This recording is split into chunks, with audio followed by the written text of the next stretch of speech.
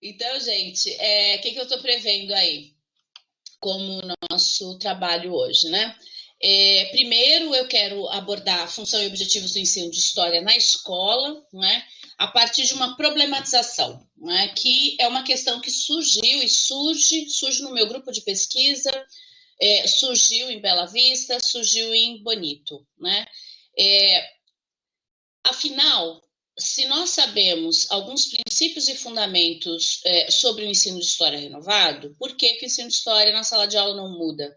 Isso é um questionamento que já existe há muito tempo, né? E eu queria aprofundar um pouco a reflexão sobre os aspectos que envolvem essa discussão, tá? Então, eu abro e fecho a nossa exposição tocando nessas questões. Então, eu abro pensando do ponto de vista da função e os objetivos do ensino de história de maneira geral, e eu fecho retomando a questão, agora contextualizada na base nacional. Tá? Toda a exposição vai ser feita tentando fornecer elementos para vocês pensarem sobre isso. Então, eu gostaria muito que vocês tomassem notas durante a exposição, e mantendo aquela pergunta do lado: por que será que o ensino de história permanece da maneira como nós temos visto na sala de aula? Apesar de parecer para nós que estamos aqui de fora observando, muito fácil mudar. Então, eu gostaria que nós fôssemos agregando aí elementos de reflexão para poder ampliar o olhar sobre essa realidade, certo? Então, a minha ideia é fornecer elementos para vocês transformarem em observável, ou seja, fazerem um recorte e transformar em objeto de análise essa realidade com a qual vocês se deparam cotidianamente, tá? Depois ligada essa questão, e muito relacionado, eu vou entrar, então, na questão da natureza do conhecimento histórico, sistematizando alguns elementos que nós fomos vendo nas leituras que foram feitas durante a disciplina, tá? E aí eu vou sistematizar alguns elementos envolvidos com as práticas do trabalho que eu fiz nas oficinas que eu desenvolvi com vocês nos polos, tá? E no caso das minhas alunas de graduação, das minhas orientantes de graduação, elas participaram dessas oficinas em sala de aula na disciplina de fundamentos.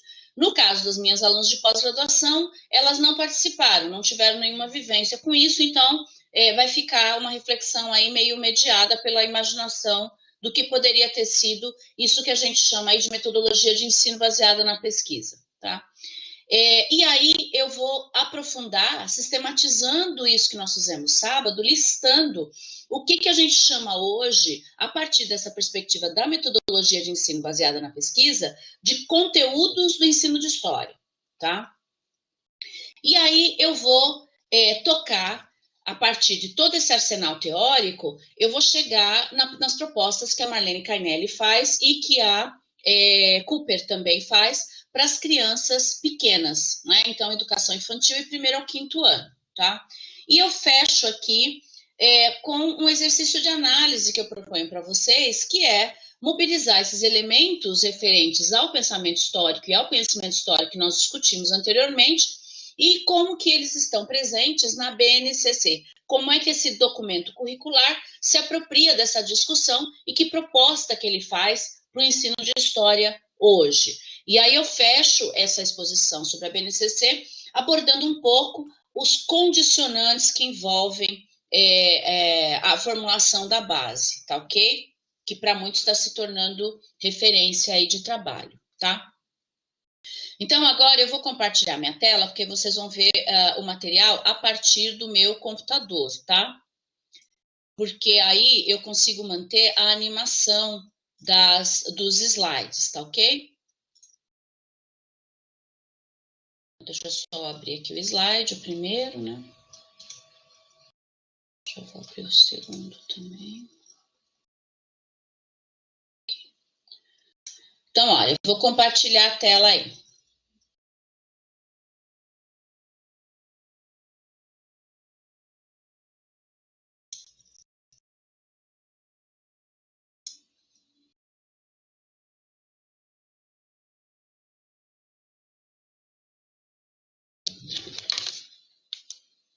Eu lembrei de fazer uma estratégia aqui, que é acessar pelo meu celular para eu ver o que vocês estão vendo na tela, porque a gente fica sem ver o ambiente de vocês, e aí eu não consigo conversar. Então, vou abrir mais uma tela pelo link aqui que eu mesma me mandei. Então, vamos lá.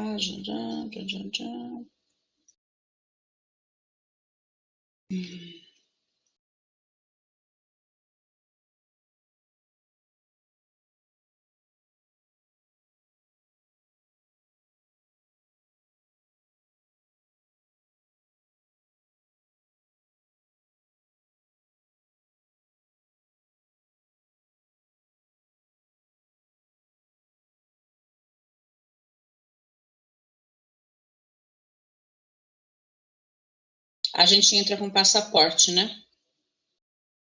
Eu vi aqui, é tranquilo.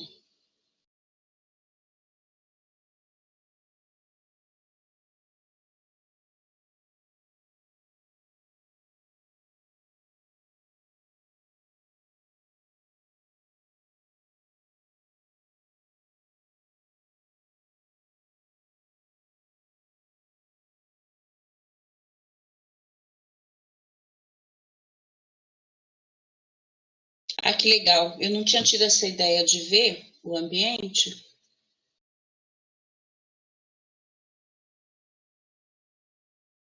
Ah, entendi. Ok. Perfeito. Então, olha, tá todo mundo vendo direitinho aí, né? Vocês podem responder com aquele ícone aí do canto. Lembra que eu falei que aqui no cantinho vocês podem colocar um positivo, uma carinha sorrindo. Eu adoro carinha sorrindo. Aliás, vou pôr uma carinha sorrindo no meu. Porque de carinha feia já chega a vida, viu? Aí vocês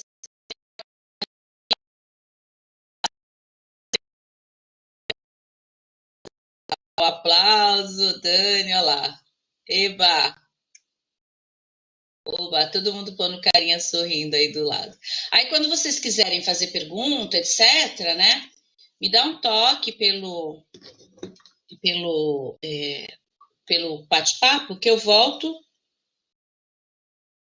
e atendo vocês.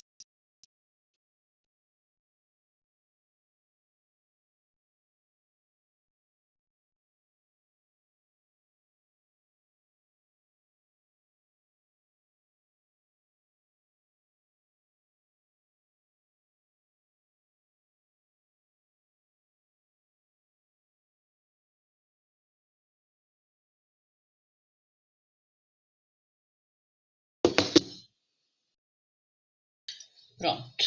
Então, cadê? Como é que eu volto? Ah, meu Deus. Ah, tá aqui. Beleza. Então, olha, gente, uma coisa que eu queria comentar.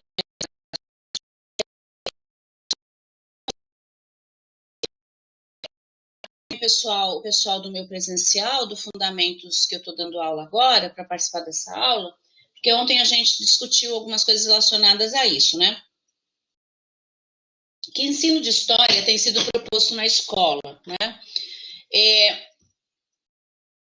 A gente vê as características desse ensino do que a gente chama hoje de um ensino narrativo, né? Esse ensino narrativo é um ensino que é caracterizado por uma prática calcada na exposição, e normalmente uma exposição do professor, que é uma exposição única, tá? Uma versão única da história. E contra esse ensino narrativo tem sido proposto, né, em oposição, tem sido proposto o ensino problematizador, cuja base é a ideia de trazer o fazer do historiador para a sala de aula. Então, hoje em dia, quando a gente fala assim, vamos fazer um ensino de história renovado, a gente fala dessa necessidade de superar esse ensino que é uma narração para um ensino que é uma problematização, né? Agora, para trabalhar nessa perspectiva, se exige um pouco mais do professor em termos de saberes didáticos e de conhecimento teórico, né? Então, é preciso, para poder saber o que é trabalhar na perspectiva do fazer do historiador, conhecer o que é história E também, só que saber o que é história não é suficiente. Saber a diferença entre história e memória não é suficiente. A gente precisa saber como a criança aprende história, né? E anexando, juntando a esse conjunto, a gente entra aí com um referencial teórico, que é a ideia de ensinar na perspectiva da metodologia de ensino baseado na pesquisa. Então, esse é o fundamento teórico-metodológico, por exemplo, que eu levei para vocês nas oficinas que eu desenvolvi nos polos, tá certo? Então, essa ideia de trabalhar o ensino da criança em cima dessa ideia da pesquisa. Então, essas crianças se tornam investigadores e elas vão aprendendo os procedimentos de pesquisa conosco, né? Ao mesmo tempo que elas aprendem história, né? E aí, eu queria começar, para a gente poder aprofundar essa ideia, explorando um pouco mais o que é conhecimento histórico, o que é pensamento histórico. Se eu tenho um foco no desenvolvimento do pensamento histórico, e se eu quero fazer isso a partir da perspectiva do fazer do historiador, eu preciso saber o que é história e o que é conhecimento histórico, e como se produz história. Porque eu não posso ensinar a criança na perspectiva do fazer do historiador se eu não sei como que o historiador faz história, né? Então, a primeira coisa é essa ideia que nós trabalhamos também, que a história é a ciência que estuda o passado, que ela possui uma metodologia própria. E que metodologia é essa, né? A história é narrativa de fatos que se sucedem no tempo, né?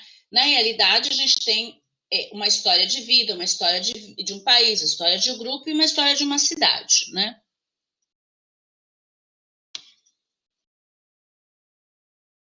A história-ciência é um produto social de uma dada época e parte sempre de um problema do presente. Então, eu discuti isso com vocês, né? Que, na realidade, nós temos dois tipos de história, né?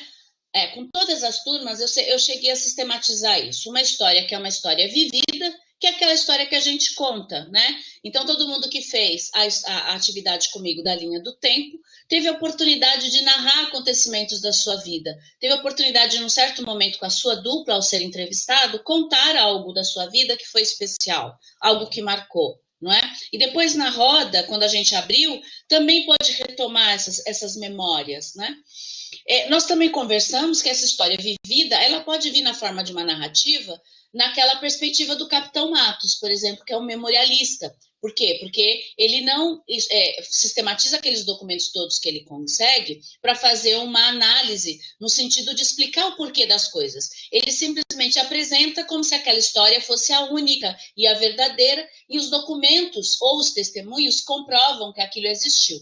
Então, o memorialista, ele tem um pouco esse papel de anjo protetor dos fatos, né? Dos documentos. Então, é muito comum os memorialistas abrirem centros de documentação, porque eles veem nesse documento escrito um valor de guardar e de rememorar muito importante para aquela comunidade. Então, eu discuti com vocês que esse papel do memorialista é muito importante na nossa sociedade. O memorialista, do ponto de vista da historiografia, ele é uma pessoa que a gente pode falar que é um guardador de memória, ele é uma pessoa que cuida da memória, ele é um repositório de memória. Ele guarda a nossa memória. Isso é muito interessante, né? Só que ele guarda uma memória que a gente pode chamar de uma memória coletiva, e como ele trabalha muito no sentido de construir narrativas da história, a gente pode falar que esse memorialista, ele trabalha com uma memória histórica, né? Então, nós temos aí uma história vivida que é produzida por sujeitos, não é? E que esse sujeito, ao narrar a sua história, ele evidencia aspectos da sua individualidade e da sua singularidade. Quando você tem memorialistas, você vê esse memorialista reunindo elementos de uma história, de uma certa comunidade, de uma certa região, né? Produzindo elementos para nós pensarmos uma memória coletiva, dentro da qual aquele sujeito e aquele indivíduo, eles estão situados, né? Só que não é uma perspectiva crítica, assim como a memória individual, singular.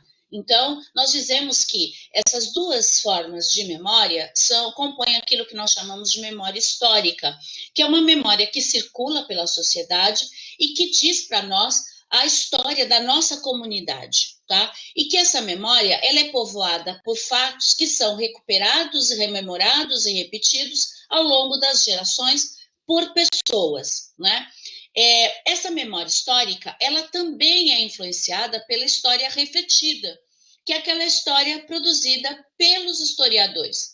E nós discutimos também que a história, ela é produzida para explicar, não é? O historiador, diferente do memorialista e dos sujeitos na sua singularidade, né? Ele produz historiografia para explicar, né? Então, nós temos aí uma explicação histórica que o historiador produz. E aí, essa explicação histórica também povoa o que nós chamamos de memória histórica, não é? Então, por exemplo, quando nós falamos que todo mundo na sala lembra do 21 de abril, não é? Nós estamos falando de um conhecimento sistematizado pela historiografia e que acabou virando um conhecimento de todos. Então, ele acaba virando uma memória histórica que tem uma fonte na historiografia, tá certo? Quando a gente fala, por exemplo, muitos alunos questionaram quando eu analisei o quadro do Pedro Américo no presencial, as alunas levantaram assim, professora, mas isso aí não é verdade. Ele não estava vestido com essa roupa. Ele não estava de cavalo, ele na realidade estava com desinteria, estava na beira do lago, da beira, né, do riachinho, que o riacho do Ipiranga é pequenininho, né? E ele não tinha um cavalo, ele tinha uma mula, né? Então, por que essa pessoa traz esse conhecimento, que é um conhecimento que critica uma certa memória construída, né? Porque ela estudou também, a partir do que historiadores falam, ela conheceu pelos livros didáticos, por exemplo, uma outra forma de ver essa narrativa do 7 de setembro. Então, o que nós temos? Nós temos uma memória histórica que circula na sociedade, que é constituída por elementos do vivido e por elementos do refletido, tá certo? Então, ela é alimentada também pelo conhecimento histórico que circula na sociedade. A historiografia é utilizada por escolas de samba, documentários, desenhos, jogos, pessoas que gostam de ler sobre a história, etc. Então, nós temos uma memória histórica construída por essa historiografia em diálogo com a história vivida pelos sujeitos. Fez sentido agora, gente, aquela discussão inicial que nós fizemos sobre história e memória? O que vocês acham?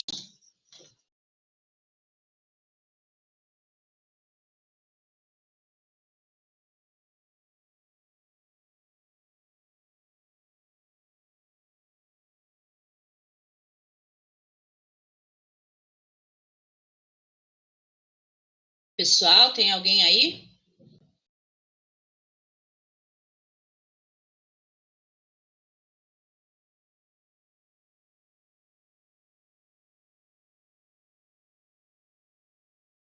Porque no início estava difícil entender a memória, que é a memória do sujeito, a memória, que é a memória do coletivo, e a diferença entre tudo isso e história.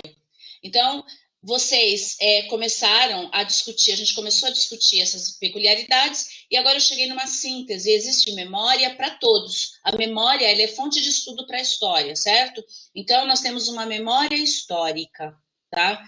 E temos uma memória singular. Tanto a memória histórica quanto a singular, elas são objeto de estudo para o historiador.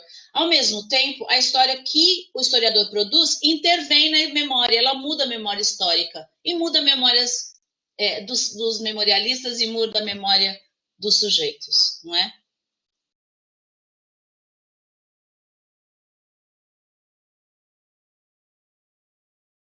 Então, um outro elemento que eu quero aprofundar com vocês é que um dos conceitos, além da memória e da história, fundamental para o ensino de história, é o conceito de tempo, né? Tempo na sua relação com o espaço. Só que nós estudamos mais profundamente na história o tempo, né? As várias temporalidades. Ele é o que a gente chama o conceito arquitetural, né? O conceito central e que constitui o que a gente chama de história, né? Então, contar história é sempre narrar no tempo, né? A fonte principal, isso é outra coisa que nós conversamos bastante também, a fonte principal do ensino de história e da história é o documento que pode ser escrito, iconográfico, oral, sonoro, cultura material ou arqueológica, não é? A A história que é lida nos livros é chamada de discurso historiográfico, né? Então, existe uma narrativa que é produzida pela sociedade, que é uma narrativa histórica, e existe uma narrativa produzida pelo historiador, que também é narrativa histórica. Só que essa narrativa do historiador se chama discurso historiográfico, tá ok?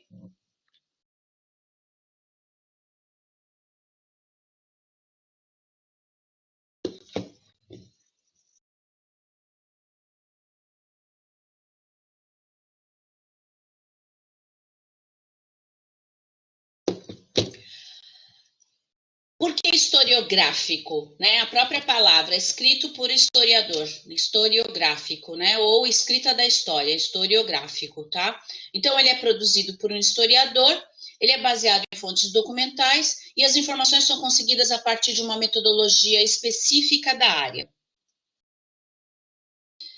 Agora, é aí que nós começamos o aprofundamento para dizer que a história é diferente de memória, né? Então, o que diferencia a história? O objetivo da produção historiográfica não é só construir uma narrativa historiográfica que relate os fatos, mas sim produzir uma explicação. Então, isso é uma coisa que eu tenho discutido muito, sistematizado no meu grupo de pesquisa, e que esses elementos precisam estar presentes nos artigos que vocês escreverem, tá ok, meninas? Isso é muito importante, quer dizer, dizer que existe uma discussão hoje sobre o que é história e memória, dizer o que é história e o que é memória, e dizer que o ensino de história na escola hoje, ele é pensado a partir dessa história, certo? Desse fazer do historiador. Então, ele não é só uma narração. Eu não só fico contando história para as crianças, mas eu tenho que ensiná-las a buscar o porquê. Eu não tenho só que ficar dizendo o porquê, mas eu tenho que dizer a elas como buscar esse porquê, a partir das indagações que elas apresentam para a história, né? Então, de onde que eu tiro essa ideia? Eu tiro a ideia de que o historiador produz história para produzir uma explicação, e não meramente para relatar os fatos, como o memorialista, tá ok? E aí nós começamos, a partir dessas questões, a conversar sobre algo que diz respeito diretamente ao ensino de história. Para quem ensinar história nas escolas, não é? E aí eu pego um historiador francês para responder isso, né? A história dá às pessoas um quadro do presente que pode ajudar a reduzir angústias e incertezas típicas dos seres humanos. Como chegamos até aqui? Né? É a pergunta básica. E aí eu fui trabalhando com vocês também, a partir das várias atividades, como que a história é um espaço que alimenta e retroalimenta as representações que nós temos de identidade, né? Então, quem sou eu? Por que sou do jeito que sou? De onde veio minha comunidade? Por que minha comunidade é assim? Isso tudo são perguntas identitárias que remetem à identidade, se remetem a dizer quem sou, não é? Então, elas são fundamentais para o ensino de história. O ensino de história trabalha para constituir respostas a essas perguntas, né? O outro elemento fundamental do ensino de história, que também discutimos, a história legitima e consagra argumentos políticos. Isso é outra coisa fundamental que nós temos que ressaltar do ensino de história. Não é? Então, vocês lembram que eu disse, nós temos uma narrativa de como as coisas aconteceram, nós apresentamos isso, e isso serve a algum fim. Então, o que está por trás dessa fala é um projeto político. A fala do Capitão Matos tem por trás uma forma de ver o mundo e uma forma de entender como esse mundo deve ser. Isso a gente chama de projeto político. Tá? Ontem eu discuti com uma turma, né? Falei assim, olha, existem pessoas que dizem assim, eu não gosto de política, não gosto de participar nada, esse negócio de partido eu não entendo nada, não quero entender, né? Por trás dessa fala existe um projeto político, existe uma forma de entender a sociedade e existe uma forma de conceber, né? Então, por exemplo, o que está por trás de uma fala como essa? Ela diz o seguinte, olha, eu estou aqui fazendo as minhas coisas, eu não me importo que alguém decida por mim. Decida e determine os rumos da minha vida, independentemente dos futuros que eu traço para a minha vida. A minha vida eu coloco nas mãos dessas pessoas. Então, se aparece alguém que se comporta como esse salvador, né, que vai conduzir a minha vida desse jeito, sem eu precisar pensar nele, né? Então essa pessoa leva o meu voto, por exemplo. né? Porque são os chamados messias, né? O discurso messiânico, o discurso salvador, da corrupção, etc. Ele se beneficia dessas pessoas que fazem esse discurso, não é? De que não se interessa por política, de que tudo é uma porcaria, tudo é corrupção e que não tem que participar porque tá tudo uma porcaria, etc. Então, esse discurso, que é um discurso de absenteísmo, na realidade, é um discurso de prática política. Porque essa mesma pessoa, para vocês terem uma ideia, ela foi na Marcha das Panelas, ela foi na Marcha da, né, lá do Fora PT e etc. Não é? Então, na realidade, isso deixou muito claro que todo mundo tem lado, todo mundo tem discurso político, todo mundo tem projeto político, mesmo que fale que não tenha, tá certo? E o ensino de história ele vai exacerbar isso. Ele é um espaço que pode ajudar as crianças a identificar os elementos desse projeto que está por trás das falas, não é? Eu tive uma aluna que veio para mim esses dias e perguntou, professora, como é que eu sei qual discurso está certo? Como é que eu sei qual grupo está certo? Não é? Então, vocês vejam, essa é uma pergunta que atravessa a vida das crianças e dos jovens e dos adultos. Tá certo? Muitos adultos têm me procurado e perguntado, Maria, essa BNCC é legal ou não é legal? Não é? E o que eu vou ajudá-los a fornecer? O que eu vou ajudar? O que eu vou fornecer? Né? Eu vou fornecer elementos do que está por trás, elementos dos projetos que alimentam essa narrativa visível. Né? E onde que a gente consegue fazer isso e ensinar as crianças a olhar por trás e a buscar o que está por trás, desconfiar das coisas, né? No ensino de história. Né? A outra coisa que o ensino de história faz, ele dá ao presente profundidade temporal. Ele busca as gêneses, né? Então, a que grupo pertenço, quais as características desse grupo, como e por que o grupo ao qual pertenço se tornou o que é hoje. Então, essa ideia de processo histórico, né? Essa ideia de gênese, então, de busca de uma existência anterior, né? Que levou à conformação da existência de hoje, tá certo? Na perspectiva da modernidade, que a gente chama de modernidade burguesa, né, o tempo ele é linear. Então, existe um passado longínquo que foi levando ao presente, a ideia de processo histórico. Na perspectiva das comunidades tradicionais, o tempo não é linear, o tempo é circular. Então, você vai explicar a sua gênese por um mito de fundação, de criação dessa comunidade, tá? Então, é muito interessante porque, de qualquer forma, contar história, narrar história, em qualquer uma dessas concepções, tanto na modernidade burguesa ou das comunidades tradicionais, né, vai ser um movimento de descobrir e buscar as gêneses, de onde eu vim, tá certo? E aí existe também a concepção religiosa para explicar de onde eu vim.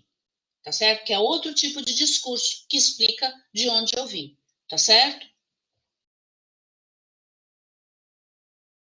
Aí, outras funções do conhecimento histórico na nossa sociedade, né? Eu também trabalhei isso muito fortemente com vocês, né? Que é só na escola que dá para fazer isso. A aquisição dessa forma de pensar, ou seja, de análise histórica, né? Na perspectiva do fazer do historiador e de tudo que eu falei antes, mais o domínio de determinados conceitos e informações, possibilitariam às pessoas uma consciência da necessidade de evidências ou fontes para ser crítico com a informação. Então, o ensino de história, gente, é uma das maneiras de ensinar as crianças a se defenderem do que nós estamos vivendo hoje com como resultado dessa modernidade líquida, como diz o Bauman, né? Essa modernidade que tira os nossos parâmetros e as nossas referências de verdade, que tira o nosso chão. É o chamado mundo da pós-verdade, em que as fake news imperam, não é? E aí passa a ser decisivo o comportamento das pessoas diante das fake news. Como é que eu busco, né? Como é que eu não me deixo levar por uma coisa que chega no meu WhatsApp, no meu Facebook, logo de cara. Eu sempre me indago, pô, de onde veio isso? Qual a fonte desse negócio? Espera aí, vamos conversar. Checa aqui, checa lá. Né? Eu busco fontes confiáveis de notícias e de informações para poder me defender, porque aquilo é o que a gente chama de ataque. As fake news nada mais são do que ataques. Né? Então, o ensino de história é um lugar para a gente discutir e ensinar as crianças a ter rigor, a buscar a fonte, né? Então, vocês viram no exercício que eu fiz com o pessoal de Bela Vista e Bonito, né? Vocês registraram dados. Aí eu perguntava, de onde você tirou isso? Quem foi o autor que falou isso? O que eu estou ensinando ali? Eu não estou ensinando você a ser historiador. Eu estou te ensinando que tudo que a gente vê por aí, todas as informações, não podem ser passadas para frente como verdade. Eu não posso simplesmente incorporar aquele discurso na minha fala e sair falando. Eu preciso saber de onde aquilo veio. Isso é crucial. Isso é crucial para me manter no rumo do meu projeto. Para eu não me tornar presa de discursos falsos que podem me levar a falar uma coisa e fazer outra. Tá ok? Outra função, né, que o conhecimento histórico tem na sociedade, possibilitar que as pessoas ponderem as mudanças e continuidades, né, e que elas possam até ter escolhas sobre o que ela quer que mude, o que quer que continue, não é? Então, esses dias eu estava falando para minha filha, esse mundo da internet e da pós-verdade é um mundo tenebroso, né? Essa coisa de ficar atualizando tudo toda hora, não é? Isso é um mundo tenebroso. E só que é um mundo tenebroso do qual a gente pode sair, a gente pode escolher não querer mais esse mundo, né? E aí minha filha me questionou, ela falou, não, mãe, eu acho que não dá para escolher, a gente não tem como voltar atrás nisso, né? E eu falei, não, a gente tem sim, nós temos sim. É possível pensar outros projetos? Sim.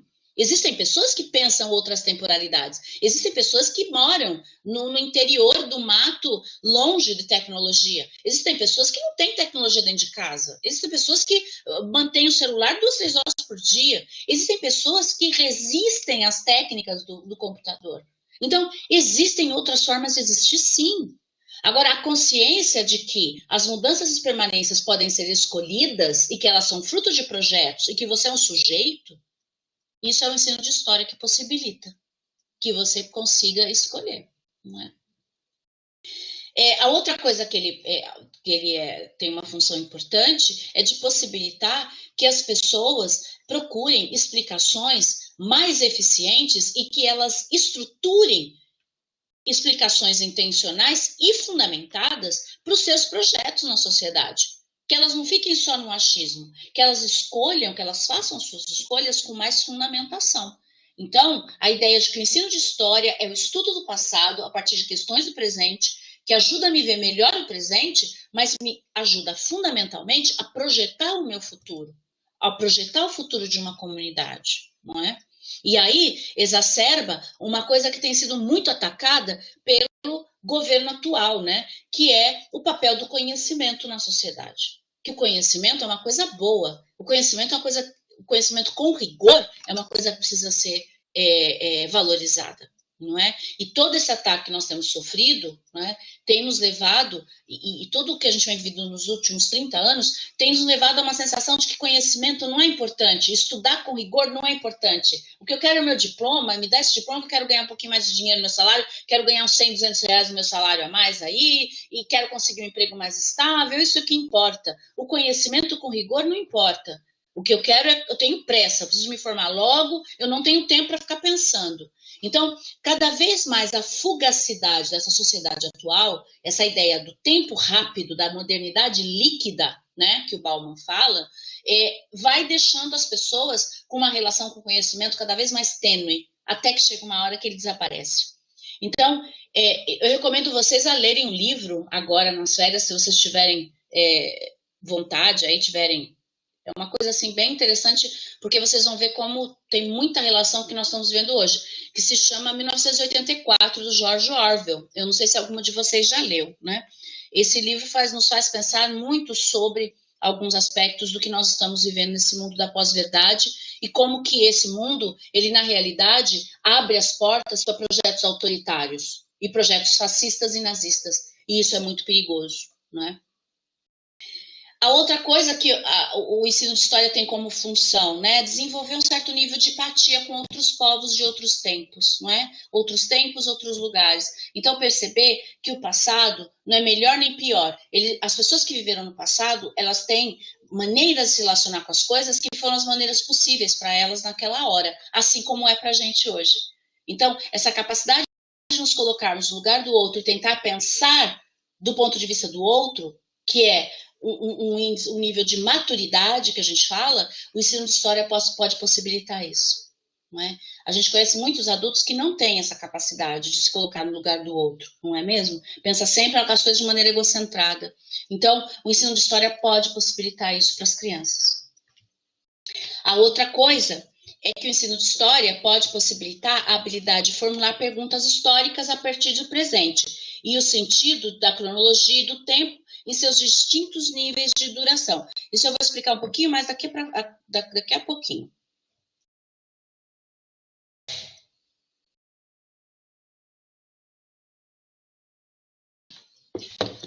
Deixa eu tomar uma aguinha aqui. Pessoal, tá tudo ok? Tem alguma dúvida, alguma questão?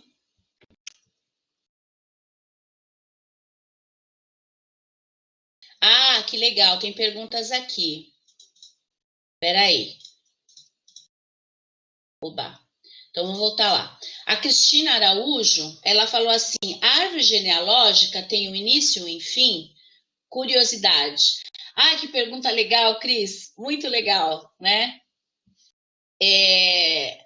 O livro do Bauman, né? Eu vou colocar aqui. O Bauman eles têm vários livros, né? Esse daqui é A Modernidade Líquida, tá?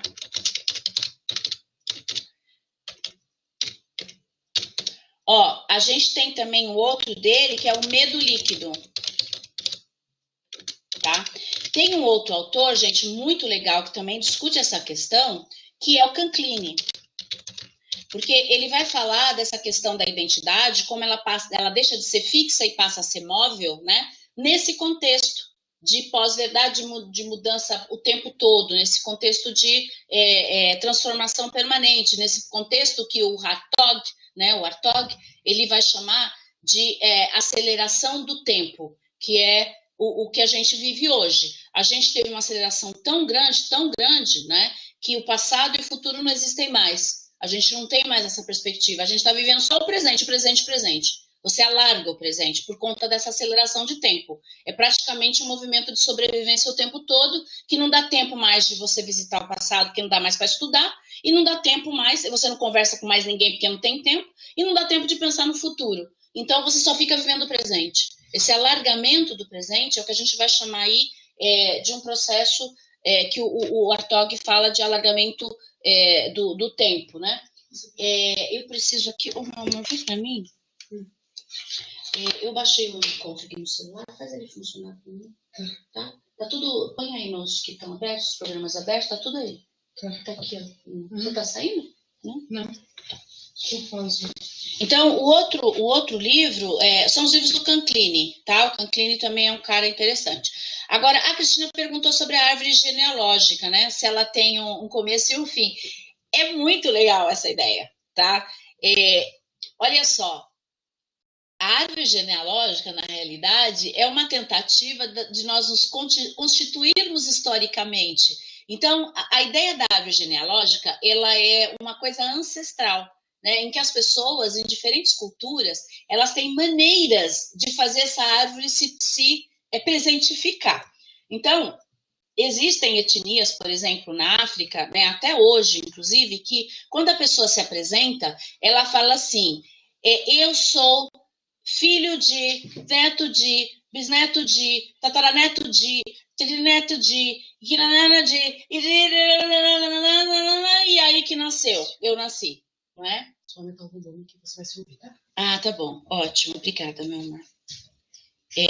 Muito bom. Ah, que joia.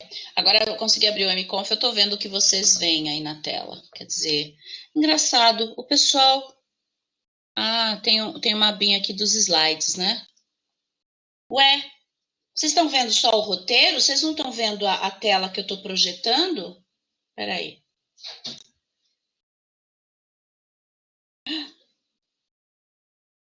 Cadê a tela? Que estranho. Compartilhamento de tela. Ah, achei. Foi. Aqui. Gente, toda aula eu acho uma coisa diferente. Ah, beleza. Agora vocês estão vendo a minha telinha. que legal, eu tô aqui no celular, gente. Tô me divertindo. É sempre uma diversão, né? Por isso que as crianças não gostam de sair, não gostam de mexer nisso, né, gente? É muito divertido. Então, olha, aí voltando agora, tá? Vamos voltar para a pergunta, tá? Tá vendo antes só os slides, certo? Certo. Então, o que eu estou dizendo? Na realidade, as genealogias, elas não têm início. Não dá para saber. Porque a gente não consegue saber exatamente de onde a gente veio. Quem tenta descobrir de onde a gente veio é a arqueologia. São os estudos de arqueologia. Não é? São as ciências naturais tentando descobrir qual que é a gênese humana. Então, existem teorias hoje que diz que nós nascemos, todos nós, de negros, casais negros da África do Sul. Entendeu? Que as populações humanas mais antigas da Terra nasceram na África, no que a gente chama hoje, né, de África do Sul, e são negros. Então, existem teorias que diz que todos nós temos sangue negro, para vocês terem uma ideia. Né? Então, essa ideia da genealogia, ela é uma invenção para a gente tentar constituir uma explicação para nós. Então, cada sociedade faz de um jeito diferente. Esse que eu falei para você, que é uma etnia africana, né, que faz isso, o rapaz, a pessoa se apresenta assim, eles têm essa coisa de que uma consciência muito clara de que eles só existem porque existiram outros, não é? Essa é uma concepção de existência diferente da burguesa. Porque a concepção burguesa, ela coloca que você existe por seu próprio esforço. E cada vez a gente está abandonando mais os nossos antepassados nesse processo, a nossa comunidade nesse processo, a nossa sociedade nesse processo. Né? A concepção burguesa diz que você existe por esforço próprio, que você se dá bem por esforço próprio. Você não existe aqui do jeito que você existe porque existiu toda uma configuração da sua comunidade para te fazer quem você é. Tá? Então, isso é muito interessante, porque essas discussões genealógicas, elas vão mudando conforme a sociedade, mas você não tem uma origem genealógica, tá? E você usa essa questão da genealogia para afirmar certas relações de poder. Então, a genealogia, ela nasceu, na forma que nós conhecemos hoje, a genealogia por família, tá? Ela nasceu ali na passagem do século XIII para o século XIV, quando as famílias nobres, né, começaram a constituir aí, a partir da nobreza feudal, as suas descendências, para poder, inclusive, pensar as suas quem eram os herdeiros do trono, e para pensar também, no século XVI e XVII, essa nobreza que era herdada.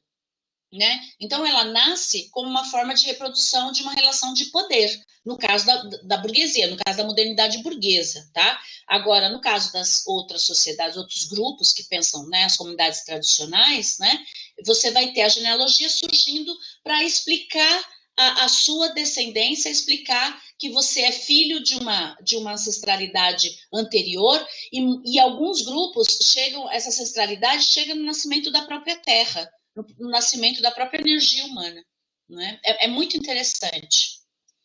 É essa a ideia da África, né, como berço da humanidade. Isso é uma teoria, tá? É uma teoria que os brancos e os nazistas detestam, não gostam não, né? Mas é uma teoria que está sendo defendida já faz mais de 30 anos por conta de achados arqueológicos bastante importantes e de estudo no campo das ciências naturais, tá? Aí depois da pergunta da Cris.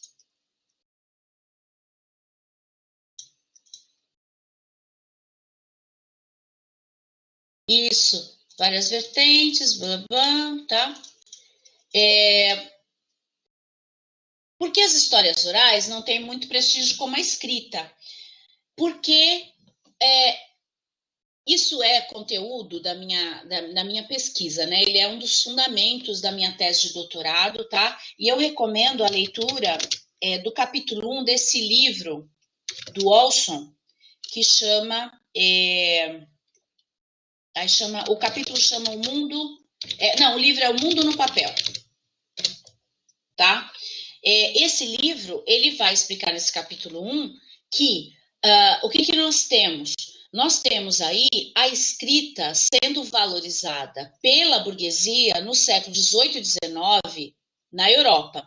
E a gente está falando, gente, burguesia é um grupo bem específico, tá? Nós estamos falando desse grupo de pessoas que enriquece com os achados, os achamentos, né? Ou seja, com a expansão colonial em vários lugares do mundo, esses comerciantes que enriquecem, que desde o século XVI estão financiando, século XV, financiando os artistas para divulgar um ideário sobre o que é ser bom e moderno, em oposição ao que é ser nobre. Então, você tem aí o Renascimento sendo financiado para dizer que o bom e o moderno é esse grupo, o burguês, né? Você tem o Iluminismo afirmando os valores da burguesia. E quem é esse grupo burguês, né? Ele é justamente ele é um grupo. Deixa eu parar o compartilhamento, porque o comportamento ele deixa a gente meio confuso, tá? Isso. Aí vocês ficam olhando para minha carinha aí. Pronto. Esse burguês, ele é justamente esse comerciante, tá? Esses pequenos comerciantes que vão dar origem aos banqueiros, por exemplo, né? Esses comerciantes que vão dar origem às grandes corporações. A gente já tem grandes corporações do século XVI que vão dominar o mundo, tá? A Companhia das Índias Orientais, por exemplo, né? Que vai fazer todas as embarcações que vão viajar para o mundo e trazer os produtos. Então, a gente não está falando de uma teoria da conspiração, nem de algo fictício. Nós estamos falando de, efetivamente, um grupo econômico que vai dominando o mundo. E ele vai impondo uma certa forma nova de fazer as coisas, né? E uma das coisas, um dos valores que eles vão afirmar através da escola é o valor da escrita. Então, uma das formas de você dominar esses povos, que são chamados povos ágrafos, que é a maior parte dos povos do planeta, é subordiná-los, dizendo que quem não tem a escrita é inferior. Quem não sabe escrever é inferior. Um discurso que nós, na escola, propagamos todos os dias. Porque todos os dias você tem professores falando na sala de aula que aluno não sabe escrever. E que se ele não sabe escrever e não aprender a escrever e não se interessa por escrever, ele vai ser lixeiro. Esse discurso está diretamente ligado ao projeto desse grupo econômico para se impor sobre as populações mais pobres e para se impor sobre as culturas de tradição oral. Tá certo? Apesar disso, a gente segue na humanidade sendo, em maioria, grupos que propagam a tradição oral. Tá certo? A palavra ainda é algo muito válido para muitos grupos no mundo, né? Aí, quem mais aqui? É uma troca, porque eu escrevo, aí ele desce. Deixa eu ver. Tá. Janaína fala, muito difícil ler a BNCC e tentar ver o que não está lá, o que não está certo quando se lê, principalmente esse plano de história, parece que está tudo indo maravilhoso. E é verdade. Eu vou falar disso agora, daqui a pouco, quando eu for falar da BNCC, tá, Jana? Segura aí, tá? Aí, Dani, você falou assim, esse comportamento tem a ver com pós-colonialismo? A ideia da pós-modernidade? Não, são coisas diferentes. Ó, uma coisa, eu vou pôr aqui nas notas compartilhadas, tá? Uma coisa é a modernidade líquida, ou seja, as transformações rápidas e incessantes, tá? Que causam na gente aquela sensação de que a gente está sempre atrasado, que a gente está sempre perdendo, que a gente é sempre alguém que está com falta de algo, que a gente podia ser sempre melhor. Então, essa sensação que vai oprimindo as pessoas, deixando as pessoas doentes, né? Aquela sensação de que você está diante de um texto aqui para ler, você não está curtindo o texto e pensando. Você está desesperado, vencendo página, porque tem mais outros 30 textos para ler. Então, essa sensação de aceleração do tempo que causa essa ideia do presentismo que o Hartog fala é uma coisa muito diferente do que a gente chama de pós-colonialismo, tá? Pós-colonialismo é quando você, na realidade, é uma perspectiva teórica, tá? Que foi fundada por um grupo chamado pós-modernidade, modernidade e pós-colonialidade, tá? Que é um grupo composto de intelectuais latino-americanos, tá?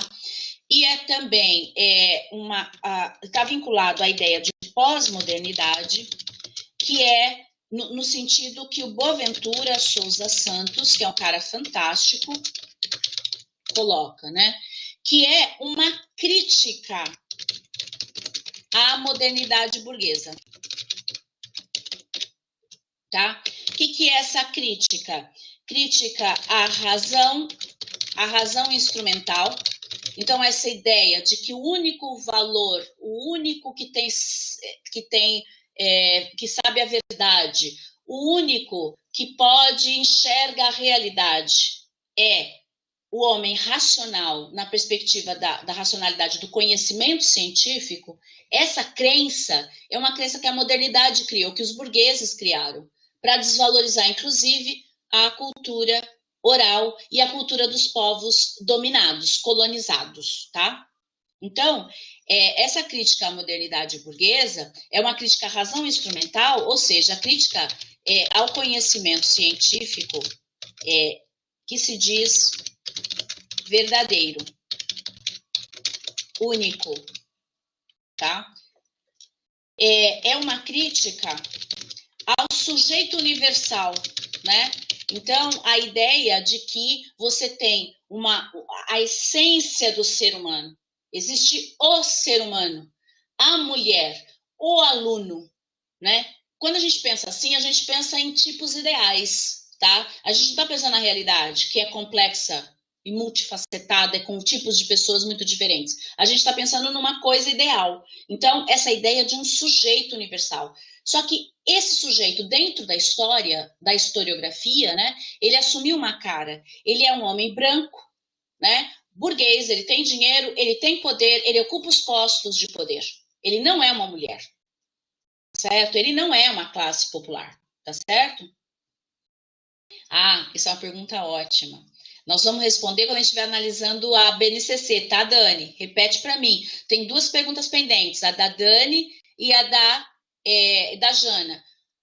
Leide, por que você tá com a carinha triste?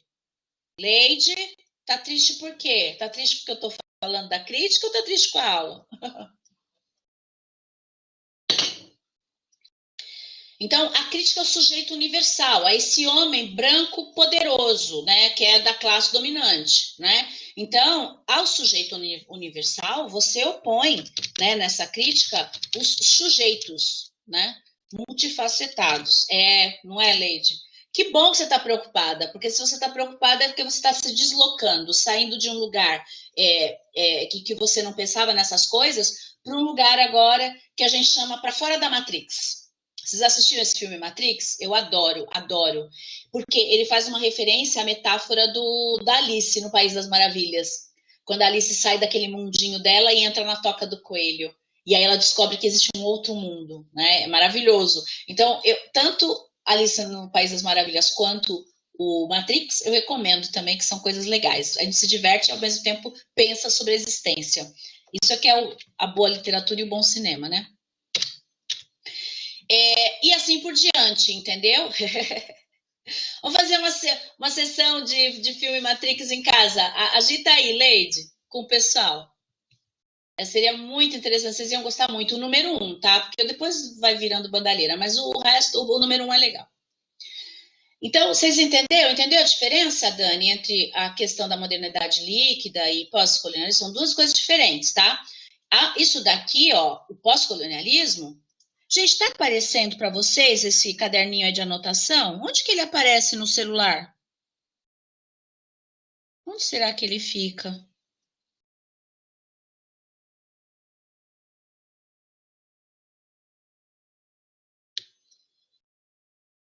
Que coisa.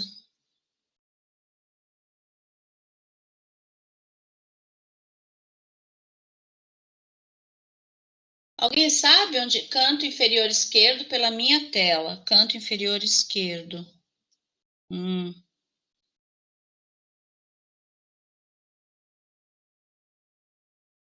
ok.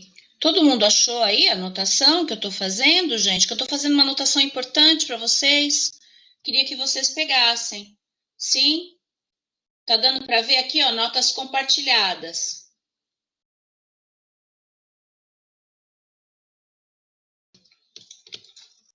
Eu vou colocar aqui no nosso bate-papo, assim todo mundo vê. Quem está no celular acho que não vê. Eu pus no bate-papo, tá bom? Ah, beleza, beleza. Ó, Leide, você pode baixar essa nota, sabia? Tem um lugar aí, ó. Tem um lugar aí que tem um disquinho, não tem? Salvar notas em arquivo. Aí você não precisa copiar, você pode salvar. Entendeu? Tá? Ó, funções do conhecimento histórico em nossa sociedade. A história seria útil para os alunos integrarem-se de maneira crítica na sociedade e poder operar de maneira efetiva no mundo em que lhes caberá viver. Então, a ideia de que a história serve para ajudar a gente a pensar projetos, não é? Isso é muito importante, tá? E aí eu vou, então, agora passar para o terceiro ponto da nossa exposição, que é a questão dos objetivos do ensino de história. Então, nós vimos a função, a natureza do conhecimento histórico, as funções que derivam para o ensino de história a partir dessa natureza, tá? E os objetivos do ensino de história, né? Então, nós temos aqui, ó, objetivos. Eu estou passando aqui para vocês agora no celular, tá? Ou no celular, no Word, tá? Tá dando para ver aí com letra bem grandona, tá? Olha só, objetivos do ensino de história, então, a partir de toda essa configuração, certo? Caráter disciplinar e cognitivo, compreender o passado de forma complexa, segundo a idade e o nível educativo, o que costuma implicar o domínio das categorias conceituais da disciplina. Distinguir diferentes períodos históricos, prévio domínio de determinados esquemas de tempo. Compreender as causas históricas. Aproximar-se da metodologia utilizada pelo historiador, o que permitirá aprender a história de forma intelectualmente ativa e compreender o conhecimento histórico como depositário de problemas que podem ser resolvidos com sistemas de objetivação. Né? Então, ele está falando nada mais, nada menos que quando você ensina na perspectiva da metodologia, como eu trabalhei com vocês em Bonito, em Bela Vista, ou na sala de aula mesmo aqui no presencial, né? Quando eu ensino essas maneiras de fazer, na realidade eu estou desenvolvendo estratégias racionais de pensamento que ensinam essa criança a lidar com coisas da vida. Não é só com um documento histórico. Ele não está aprendendo só a lidar com um documento histórico, ele está aprendendo a lidar com a vida. Quando ele aprende a analisar uma imagem para obter dados, a ler um texto para obter dados, né? A observar um objeto, que nem faz a Cainelli, tá certo? Quando ele aprende a se colocar no lugar do outro, faz uma peça do tempo, no tempo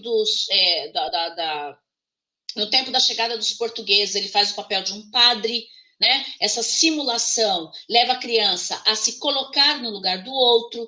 Tudo isso são elementos que desenvolvem capacidades para essa criança para a vida, não é só para aprender história, tá?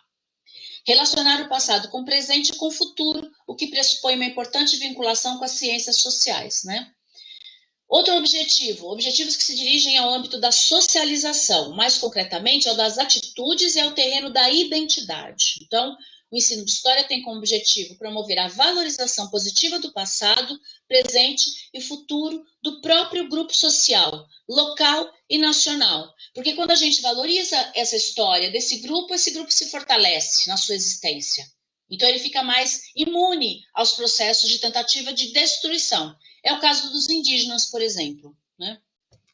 Valorização positiva da evolução política do país. Então, quando eu conheço a história do Brasil, eu vou compreendendo mais profundamente quais são os condicionantes que vão levar ao que nós temos hoje, eu também vou valorizando essa história. Então, por exemplo, entender que a 10.639, que é a lei que institui a obrigatoriedade do ensino de história e cultura afro-brasileira e africana na escola, e depois a 11.645, que institui a obrigatoriedade do ensino de história indígena na escola, entender que isso é uma conquista dos movimentos sociais e que os movimentos sociais lutaram o século inteiro para resultar nessas leis. Quando a gente entende isso, a gente fala, poxa vida, tem muita gente brigando para o nosso país ser um país decente, ser um país bom, ser um país produtivo, ser um país que dê futuro aos seus jovens. Tem muita gente brigando com isso, né? Brigando por isso. Então, conhecer o passado, ele ajuda você a valorizar essa perspectiva de transformação, de evolução no sentido de mudar, né? Não de melhorar, mas no sentido de mudar. Evolução política do país. tá? E leva também você a desenvolver uma capacidade de se identificar com certas características e eventos e personagens do passado. Então, quando você conhece a história, né? Quem assistiu o filme que eu recomendei que assistisse, lá o Narradores de Javé, né? Vê que quando a mulher que narra, ela narra a história de uma antecessora no passado, que é uma heroína, né? E ela aparece fazendo o papel dessa heroína no passado.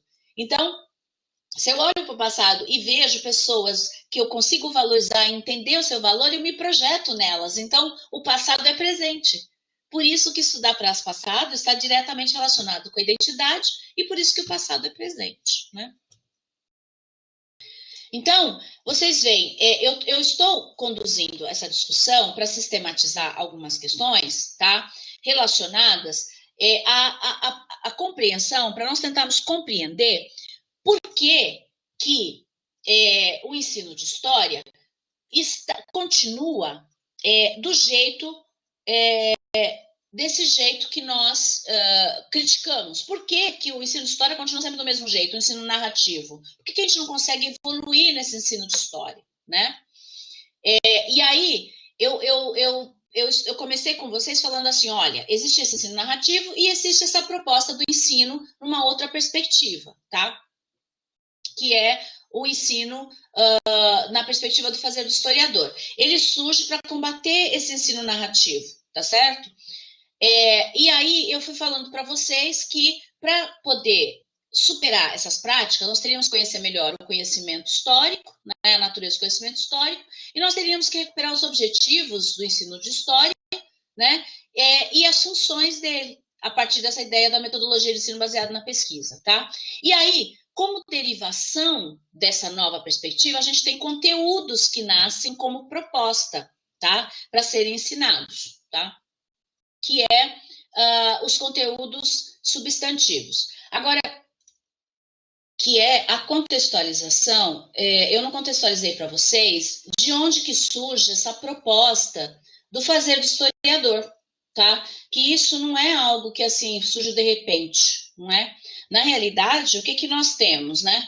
Nós temos um processo histórico que a função do ensino de história, numa certa época, era de apresentar o maior número de fatos que cobrisse a maior quantidade de tempo possível. Essa é uma concepção que perdura durante todo o século XIX, XX e perdura hoje.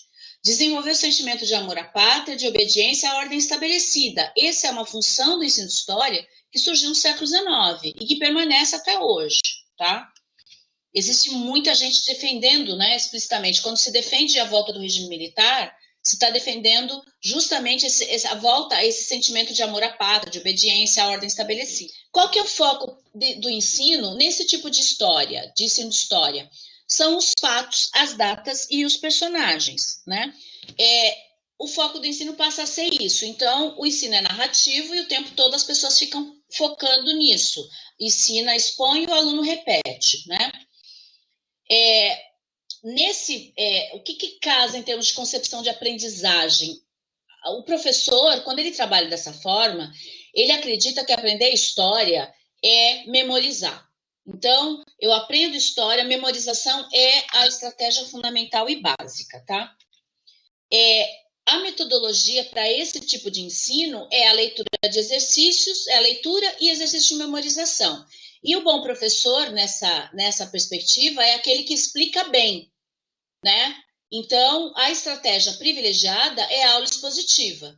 Então, o cara que explica bem, ele é um bom professor, nessa perspectiva narrativa, nessa perspectiva que se constituiu lá no século XIX e existe com muita força hoje, né? No cursinho, por exemplo, o bom professor é aquele cara que sabe encantar os jovens e manter a atenção deles, né? Na sala de aula também. O bom professor é o que sabe prender a atenção dos alunos. Até o próprio termo é engraçado, prender a atenção, né?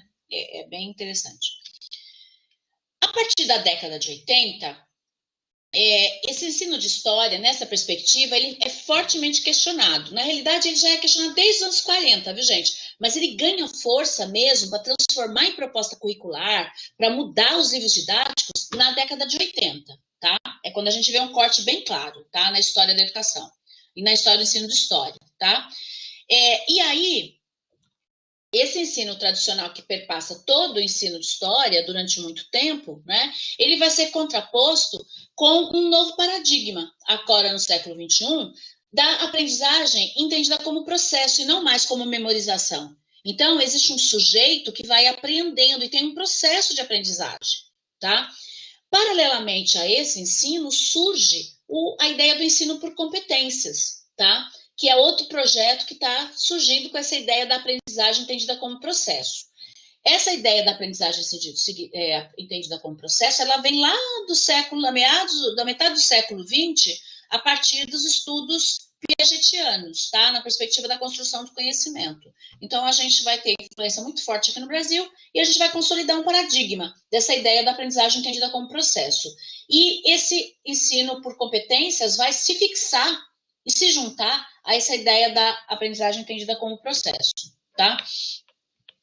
Junto com isso, nós temos aí um novo paradigma que se constitui também pela reconfiguração do conceito de identidade, tá? Agora nós passamos a ter a ideia de pluralidade cultural muito forte, e isso vai povoar o ensino de história de uma maneira determinante, tá? Que eu falei para vocês. Como resultado dos movimentos sociais de lutas, nós vamos ter essas leis, certo? Então, o ensino de história ele tem sido pressionado aos 50 anos para reconfigurar essas questões relacionadas à pluralidade cultural, tá? Porque o ensino de história, ele continua, apesar de tudo, um ensino de brancos para brancos, né? De mulheres brancas para brancas, de homens brancos para homens brancos, né? A Cleonice, que é a minha orientanda de TCC, de graduação, ela tem percebido no exame do livro didático de primeiro a quinto ano, de uma das coleções mais adotadas aqui na cidade de Campo Grande, que esses valores estão começando a mudar. A gente viu algumas coisas nas ilustrações, nas fotografias usadas, que dão indícios de uma mudança nessa perspectiva de história do branco para o branco, né? Que exclui o negro. Mas nós estamos percebendo que, apesar de terem figuras negras, o discurso ainda é um discurso do sujeito universal e o discurso do racismo. Então, o trabalho dela está sendo um trabalho muito bonito, porque a gente vai trazer à tona essa questão, que tem uma aparência no livro de respeito à diversidade, que na realidade não se confirma. A gente está vendo direitinho, ou que na realidade não é que não se confirma. A gente está inserindo o negro, anota isso aí, viu, Cléo? Eu estou pensando nisso aí a partir da nossa reunião que a gente teve essa semana. A gente vê um negro sendo inserido dentro de um discurso do branco, de um contexto do branco, né? Lembra a família? Nós vimos uma foto, né? 4 fotos, família de negros tomando café, aí estava escrito a legenda, a família toma café. Aí a família indígena, aí a legenda, a família indígena na sua casa. Embaixo da do negro estava assim, uma família de branco sentado num sofá lendo um livro, vários, uma família com vovó, todo mundo sentado, coisa impossível de acontecer, eles estavam posando para foto, estava ali. E aí a legenda é assim, família lê junto, mais ou menos isso, né? O que a gente percebe? Quando falou do negro, não falou família de negros, não falou família negra, falou família. E essa família associou com branco. Então, o que a gente está vivendo aí? Anota isso, Cléo. É um processo de integração pelo projeto da burguesia branca. Você está integrando o negro nesse projeto de dominação branco. Porque quando fala do indígena, falou família indígena, não falou família. Olha que coisa interessante, gente. Nós estamos percebendo isso analisando o livro aqui, mais adotado na cidade de Campo Grande. Está sendo bem interessante, né, essa questão. Anotou, Cléo? De qualquer forma, está gravado, né, Cléo? Olha, nessas perspectivas, novos focos de ensino surgiram. Então, noções de tempo histórico para contrapor a essa coisa da narrativa de fatos, datas e personagens. O que a gente vai ter? Ao invés de ficar ensinando isso na sala, a gente vai promover o desenvolvimento de noções, que é o que a Cainelli e a Cooper vão propor. E aí, o fazer do historiador e a história problema passam a ser os eixos desse trabalho. E aí, nessa perspectiva, o bom professor passa a ser aquele que é mediador, não mais o professor que é o que prende a atenção do aluno. Ele é o mediador, né? Privilegia estratégias em que o aluno atua. A aula expositiva é só mais uma das estratégias. Então, a aula expositiva não é mais o recurso privilegiado, né? O professor para de dar aula expositiva. Lembra, meninas, quando eu fiz a oficina, que eu falei para vocês que a aula expositiva estava lá embaixo no circuito didático? Eu comecei pela produção de vocês, né? E a aula expositiva estava lá embaixo, tá? Então, esse é o contexto que vai surgindo esse novo ensino de história que eu estou propondo para vocês. Então, pensa, década de 80, a gente tem o quê? 40 anos está fazendo isso? É muito recente, tá? E convive com essa prática fortemente marcada pela perspectiva narrativista, tá certo? Então, dá para entender um pouco por que esse ensino de história permanece. Porque um dos elementos é que é muito recente essa proposta nova, né? Exato, Janaína, é exatamente isso. O outro é inserido no sujeito universal. Cleonice, anota isso. Olha que legal que a Janaína falou aí. O outro é inserido no sujeito universal, tá? Mas não de forma a atender às necessidades dos grupos, mas sim de minimizar as reivindicações do grupo social. É claro, você associa o status do branco ao status do negro, você iguala os caras. Isso é o que a gente chama do multiculturalismo, lembra disso? Ou daquela interculturalidade que a Catherine Walsh, né, fala que é a interculturalidade funcional. Olha lá, mais uma coisa que eu estou conseguindo lembrar. Interculturalidade funcional. Catherine Walsh, tá? Mecanismos de integração dos grupos excluídos, tá? Mas é uma integração que não é uma integração real, ela é cosmética. Porque não tem mudança nas estruturas sociais, nas estruturas econômicas. Só tem uma mudança de aparência. Então, você continua tendo ricos e pobres. Aí você passa a ter pretos ricos, negros ricos e negros pobres. Você passa a ter brancos ricos e brancos pobres, né? Então, a questão dos conflitos de classe, eles continuam. A estrutura da sociedade não é questionada. Então, você integra. É muito parecido com o que os Estados Unidos passa, né? Essa ideia do negro rico, né? E do negro pobre, né? Então, é bem essa ideia mesmo, viu? Aqui, teve alguém que falou.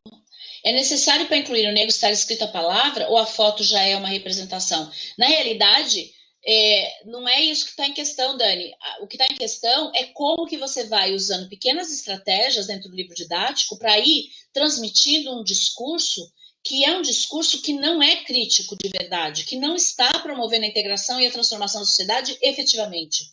Entendeu? Ele está, na realidade, fazendo uma mudança cosmética, tá? E aí a gente tem que analisar quem é que produziu esses livros, quais são as intencionalidades desse projeto, entendeu? A gente tem que exacerbar isso. Exato. Mundanga fala isso, substitui os termos, mas a discriminação continua, tá bom? Muito legal, muito bom essa discussão aí. Deu para entender, meninas? Tranquilo?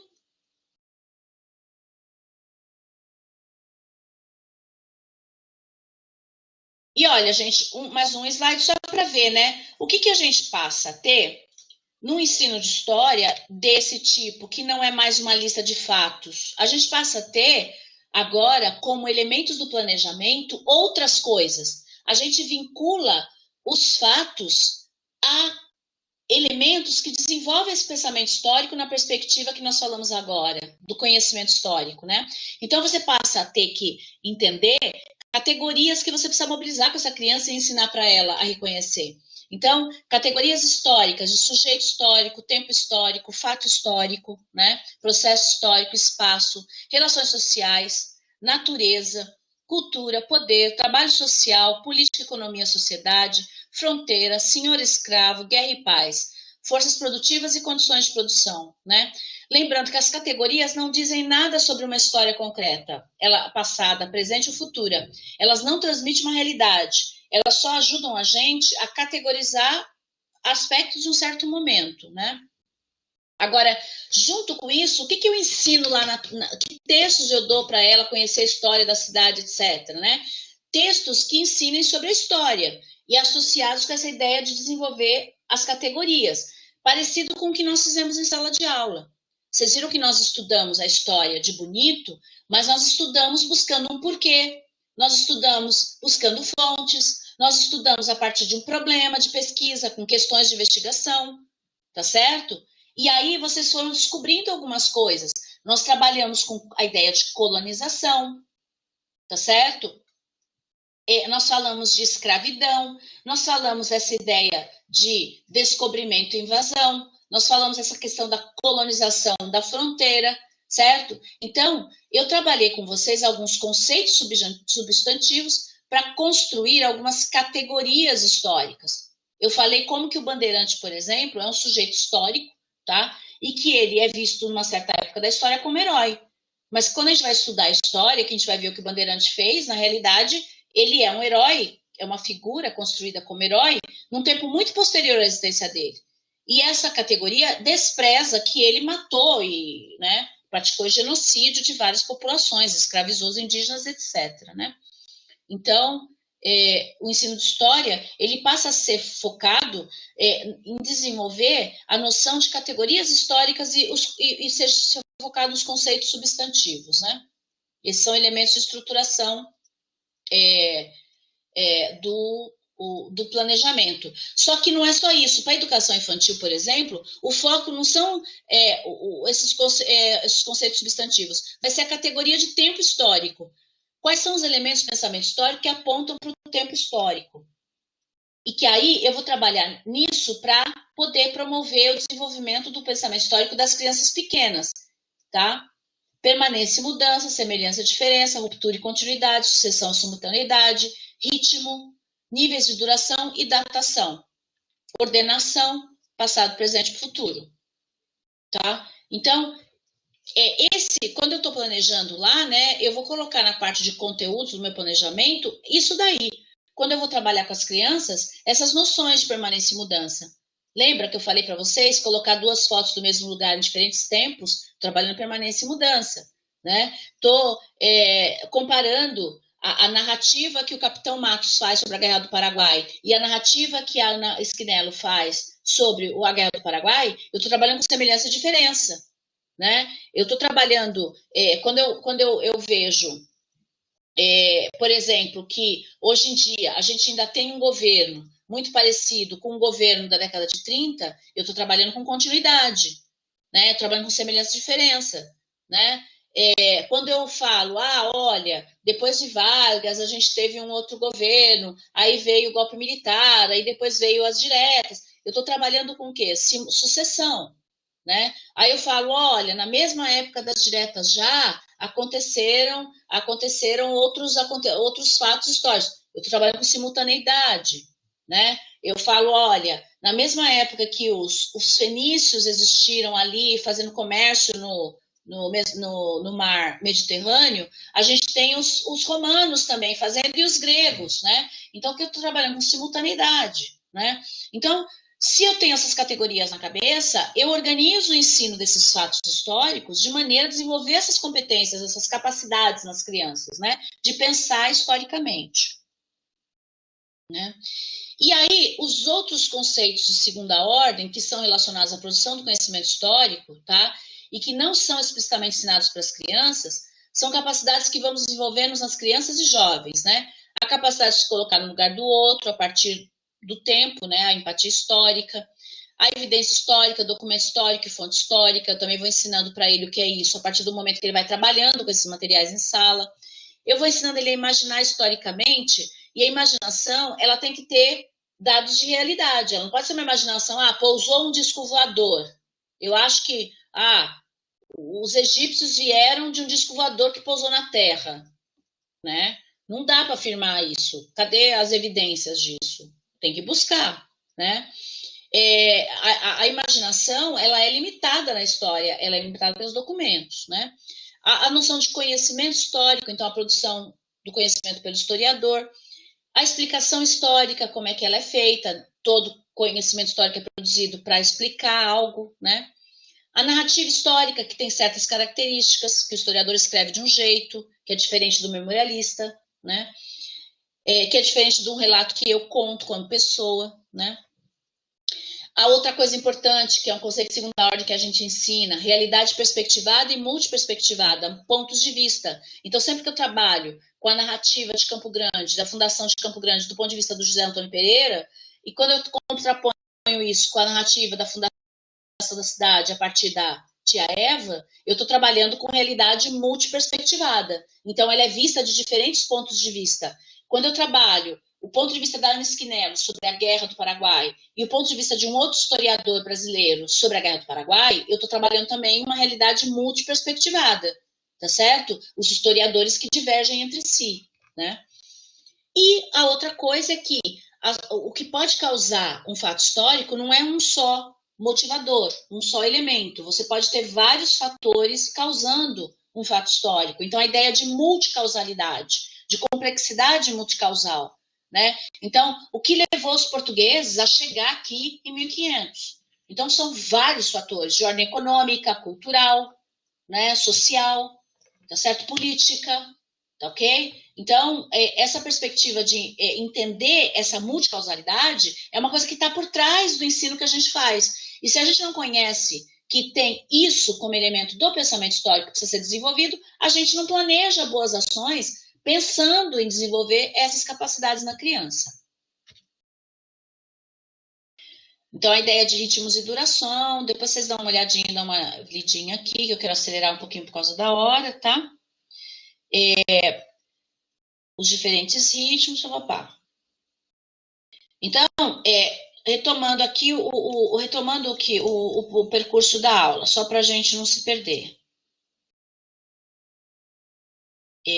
Voltando, parei o compartilhamento, tá? Aí voltou para o roteiro. Então, nós pensamos a função, os objetivos do ensino de história, tá? Por que o ensino não muda? Aí eu falei, olha, na realidade existe uma proposta se contrapondo a essa proposta narrativa, é a do fazer do historiador. Tá, de onde vem isso? Nós temos que entender o que é história e qual a natureza do conhecimento histórico. Então, nós vamos lá. E aí, a derivação disso para o ensino de história gera certos objetivos, né, e funções para o ensino de história a partir da perspectiva do fazer do historiador, tá? E essa perspectiva gera para a gente conteúdos para serem ensinados no ensino de história, tá certo? E aí, a gente, esses conteúdos e essas funções e objetivos geram também certas práticas e a compreensão de como que a criança aprende. E aí eu quero trazer para vocês a sistematização de uma atividade que vocês já fizeram, só para a gente dar uma olhadinha rápida, que é a atividade da Cainelli, né?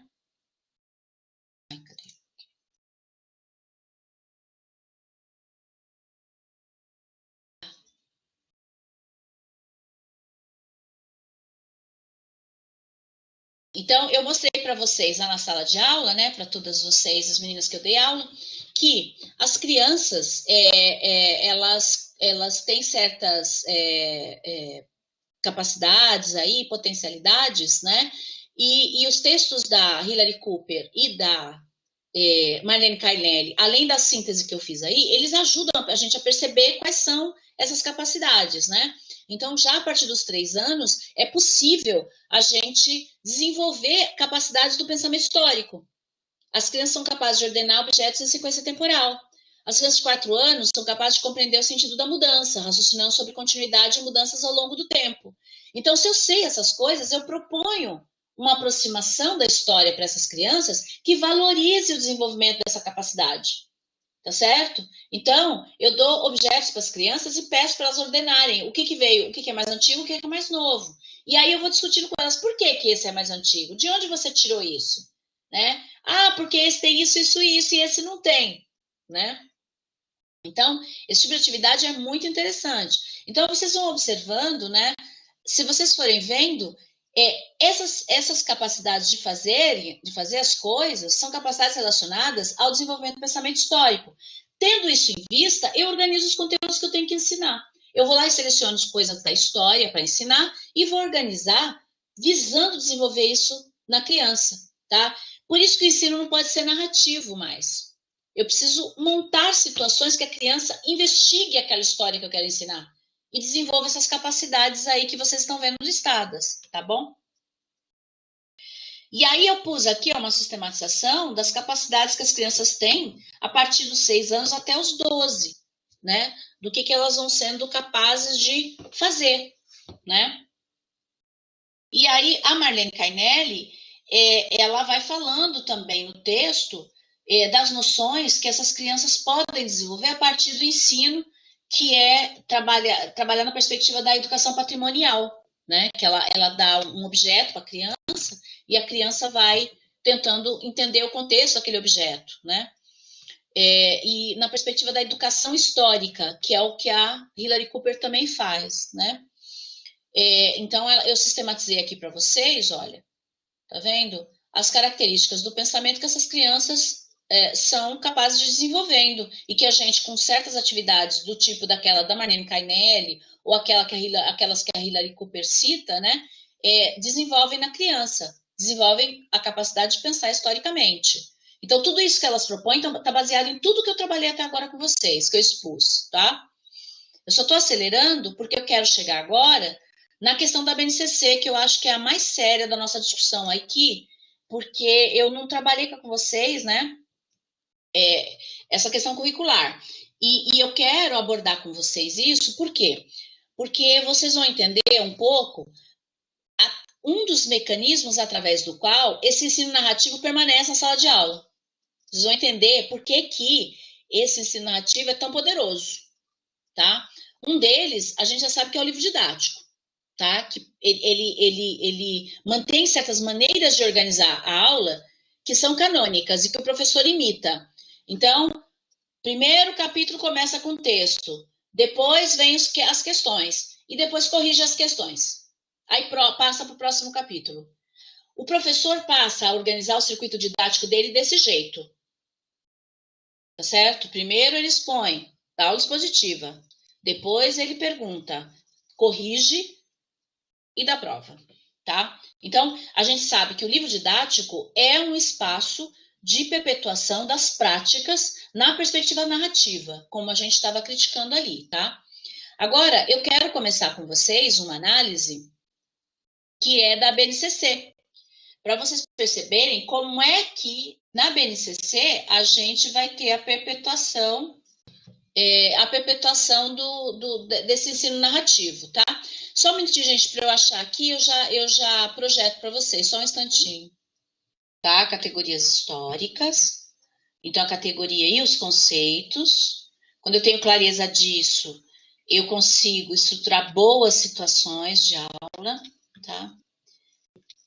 Os elementos do pensamento histórico, tá? Do tempo, relacionados à categoria de tempo histórico, tá? Que eu fui falando para vocês. Aqueles conceitos de segunda ordem que dizem respeito à produção do conhecimento, elas não são ensinadas, mas elas estão por trás do que eu trabalho com as crianças para desenvolver o pensamento histórico. E aí os ritmos de tempo, que é outra noção de tempo, né? Tempo do acontecimento e os níveis de duração, para vocês darem uma olhadinha depois, tá bom? As habilidades da criança a partir dos 3 anos, né? Então, vou deixar aqui, porque já grava, né? Depois vocês retomam, tá bem? E aí a gente tem o pensamento histórico nos anos iniciais, aí eu sistematizei a partir do Pagés, que é o Parres, né? Que é um texto que eu gosto muito para discutir essas questões, as características do pensamento histórico das crianças, que vai dos 6 aos 12 anos, tá? E aí, por fim, a partir da Cainelli, os pontos fundamentais que devem estar presentes na questão do pensamento histórico, que eu listei aqui, tá?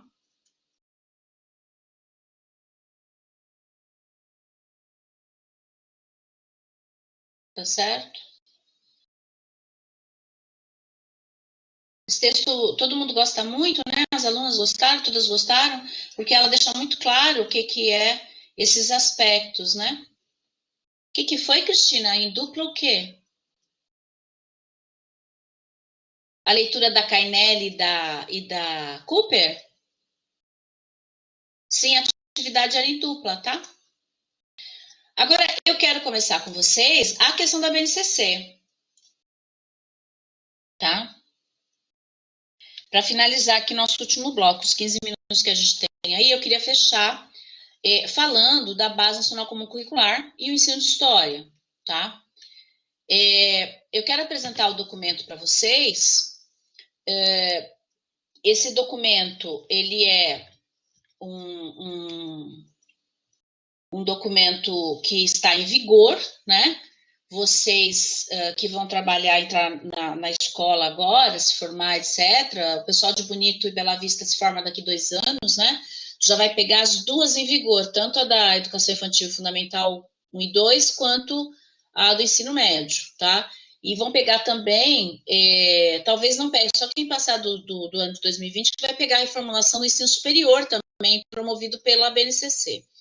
E aí, o que a BNCC traz, né?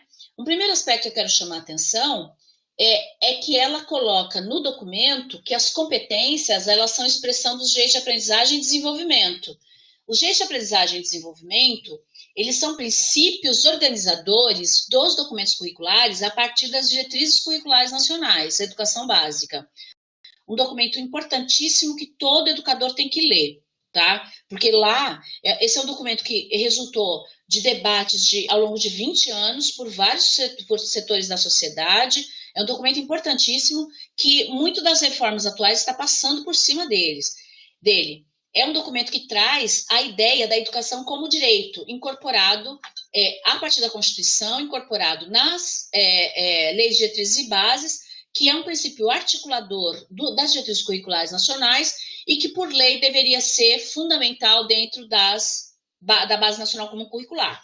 No entanto, o que nós vemos? Logo na introdução, você já lê que as competências são expressão dos direitos. Então, isso é uma coisa muito séria, que eu vou trazer para vocês lá na frente. Por que é uma coisa muito séria, tá? Então, o documento introdutório, ele fala isso, tá? Na parte de história, na educação infantil, o que a gente tem, né? O documento está distribuído lá em direitos e desenvolvimento, né? E campos de experiência, né? E aí, nos campos de experiência, dentro do qual eles colocam a questão do desenvolvimento do pensamento histórico e das capacidades de relação social, né? Ele coloca os campos de experiência. Você não tem uma lista de conteúdos para ensinar para a criança. Você tem aí o que eles chamam de campos de experiência e desenvolvimento, né? Aprendizagem e desenvolvimento. E eles estruturam da seguinte forma: o eu, os outros e o nós, o corpo, os gestos, movimentos, os traços, som, cores e formas, oralidade escrita, espaço, tempos, quantidades, relações e transformações. Então, os elementos referentes ao pensamento histórico estão dentro desses dois que estão em amarelo, tá certo? No ensino fundamental, como é que está organizado o documento? Ele fala em 5 áreas de conhecimento e eles estabelecem competências específicas para cada área e estabelecem competências específicas por componente. As disciplinas ainda permanecem aqui, né? E elas ficam na forma de componentes curriculares, tá? Na educação infantil não tem componente, a partir do primeiro ano do ensino fundamental passa a ter componente, tá? E área de conhecimento, e vai até o 9º ano. E ele fala que essas 5 áreas de conhecimento, elas são elementos de organização, por quê? Porque favorecem a comunicação entre os conhecimentos e saberes dos diferentes componentes curriculares. As áreas, se intersectam na formação dos alunos nos diversos componentes. Então, vejam, na realidade, fala em área, mas mantém o componente, tá? Então, permanece a divisão das disciplinas, até o 9º ano. Aí você tem os objetos de conhecimento nas unidades temáticas que definem, a unidade temática define arranjos de objetos de conhecimento. Cada objeto de conhecimento se relaciona com habilidades. Então, é uma hierarquia. Você tem as unidades, aí você tem os objetos de conhecimento, que são, na realidade, os conteúdos factuais que eles listam, tá? E aí, relacionado a esses conteúdos, as habilidades. E aí eles definem habilidade assim: as habilidades expressam as aprendizagens essenciais que devem ser asseguradas aos alunos nos diferentes contextos escolares. Para tanto, elas são descritas de acordo com uma determinada estrutura, conforme ilustrado no exemplo a seguir de história. Então, tem um desenho lá, para quem conhece a BNCC, mostrando lá como que o objeto de conhecimento vai se relacionando com as habilidades. E olha, no ensino fundamental, como é que eles estruturam o documento, tá? Eles falam do fazer do historiador. Olha que interessante. Janaína, você falou que o documento, você lê e fala, poxa vida, esse documento é moderninho. Ele está falando do fazer do historiador. Olha que interessante. Ele fala do exercício do fazer histórico. Ele coloca como princípios organizadores do componente apresentados pelo documento. Ele fala do trabalho com documentos. E ele fala de 5 processos aí, que são os processos de identificação, comparação, contextualização, interpretação e análise de um objeto que estimulam o pensamento. Então, ele está pensando na dimensão cognitiva do pensamento histórico, tá?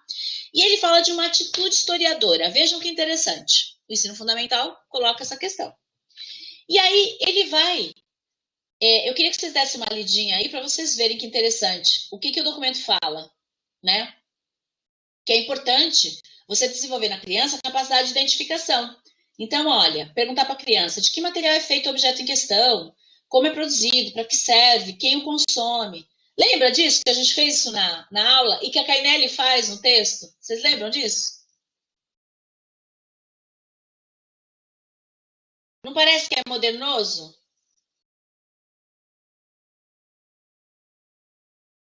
Né? Vocês lembram dessa coisa?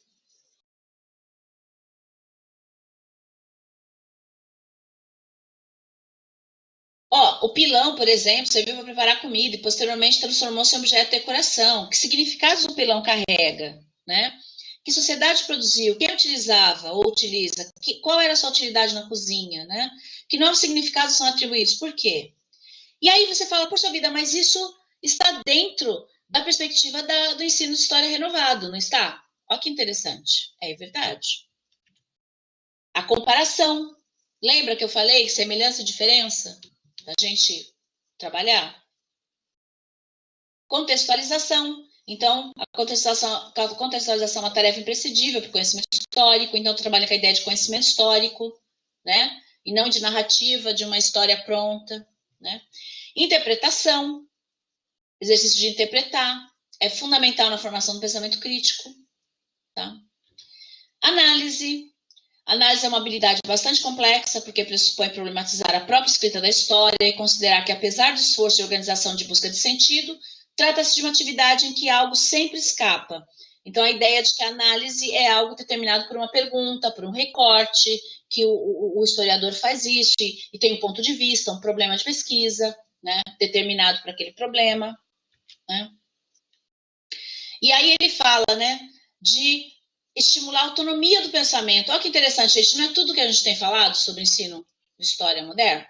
A base de uma epistemologia da história, né, que você usa para poder construir o ensino de história, né, e o desenvolvimento de uma atitude historiadora. Olha que interessante, muito legal. Só que aí, quando você começa a olhar a listagem de conteúdos que eles propõem, a gente começa a ver uma outra coisa. Olha só, o que eles chamam de unidades temáticas, ó, vai partir do meu mundo pessoal, a comunidade, as pessoas e os grupos, a cidade do município, transformações permanentes nas trajetórias dos grupos humanos, povos e culturas, meu lugar no mundo e meu grupo social. O que a gente percebe aqui, gente? A presença dos círculos concêntricos. Parte do pequenininho vai para o maior. O que é isso? É a tradição do livro didático. É exatamente o que o livro didático faz. Então, olha só, eu falo de uma atitude historiadora, de um ensino com base na epistemologia da história, e eu listo os conteúdos, que é justamente o que o professor vai pegar para poder colocar no planejamento dele. Eu listo o conteúdo como se fosse o índice do livro didático do século XIX. Porque essa estrutura é a estrutura do livro didático da década de 50, para vocês terem uma ideia. Aí eu vou para o sexto ano. Olha o que acontece no sexto ano. O que vocês estão vendo aí de conteúdo do sexto ano?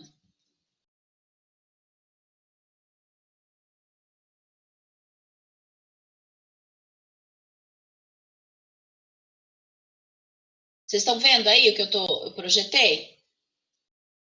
O que vocês conseguem ver como conteúdo do sexto ano?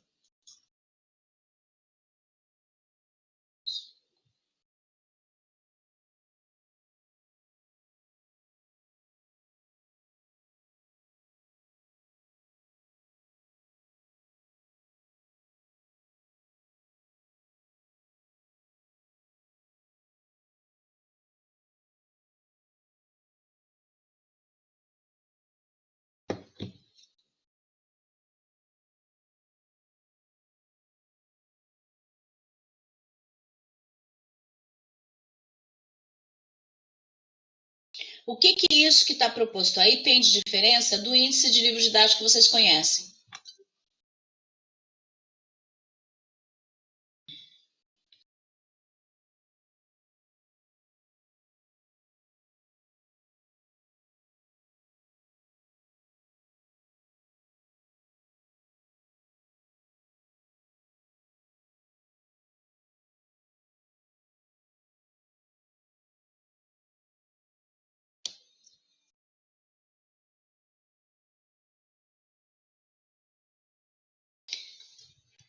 Faz referência mais ao Brasil? Como assim, Dani?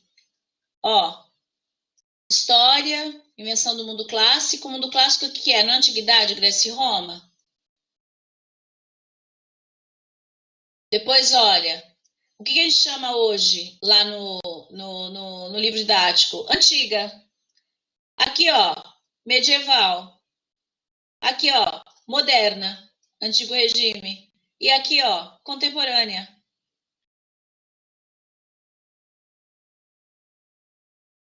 O que acontece? Esse é exatamente o índice do livro didático de quase 100 anos de ensino de história, para vocês terem uma ideia. Então, o que nós estamos vendo aí, né? Você tem toda uma primeira parte que incorpora uma ideia de um ensino de história numa perspectiva diferente, e a segunda parte, que é a lista de conteúdos que é colocada e que na realidade vai ser cobrada, certo? Nos exames, etc. Então, quer dizer, o professor vai seguir isso daí, é o que o livro didático já faz. Então, o que tem de novo nessa base? A não ser o discurso das competências. Que no ensino médio, para vocês terem uma ideia, eles descaradamente não colocam mais os conteúdos, eles põem as competências. E aí, quais são as competências? São essas aí. Então, não tem mais disciplina de história, geografia, filosofia e sociologia no ensino médio, que você tem uma área de ciências sociais aplicadas e você tem que desenvolver essas competências. Então, os conteúdos são explicitamente substituídos pelas competências, algo que já vinha vindo desde a criancinha lá pequena, no ensino médio se torna o conteúdo principal, o eixo central do trabalho, as competências, não é? E aí, o que acontece? Né? Nós temos aí o processo de formação da BNCC como resultado de um longo processo de 16 anos, um processo que foi interrompido em 2017 com um golpe, né? Porque essa versão que vocês estão vendo da BNCC, ela é uma versão totalmente reformulada e limpada de toda a discussão que foi feita anteriormente. Ela é uma depuração das discussões mais políticas e das perspectivas de renovação que vinham sendo construídas nos documentos até então. Tá? O ensino de história foi o principal alvo desse processo de desmonte. Tá? E o que é a Base Nacional Comum Curricular? Ela é hoje um documento que vai estruturar várias políticas. Ó. Estão vendo? De avaliação, ela vai ser o determinante dos conteúdos que vão ser avaliados. Ela vai ser determinante do que tem que ter uma escola, da infraestrutura escolar, dos materiais e tecnologias educacionais, ou seja, dos ambientes, como vão ser estruturados, que conteúdos vão ter lá dentro, de EAD, por exemplo, e da Política Nacional de Formação de Professores, sem falar da questão da infraestrutura, a gente tem aqui o PNLD, os livros, ela vai determinar os conteúdos dos livros. Então, ou seja, os livros vão continuar sendo do jeito que eles são. Vocês viram como é que está lá, né? O que a gente vê na BNCC? Os direitos convertendo-se em competências. Isso está muito explícito. A gente vê muito claramente. Direito de aprendizagem, que está lá na primeira versão, tá? Claro, ele aparece no texto, tá? Ele desaparece nos outros documentos, tá? E no ensino médio, as competências viram os conteúdos. Desaparecem os conteúdos. Olha só. Estão vendo? Vai tendo um esvaziamento completo. Estão conseguindo perceber, né, a gravidade da coisa, né? Na BNCC, a competência ela passa a ser, junto com a educação de tempo integral, os dois fundamentos pedagógicos que estruturam todo o currículo. Então, o que é mais importante em tudo? Não são os direitos de aprendizagem, tá? Vai ser a competência e a habilidade.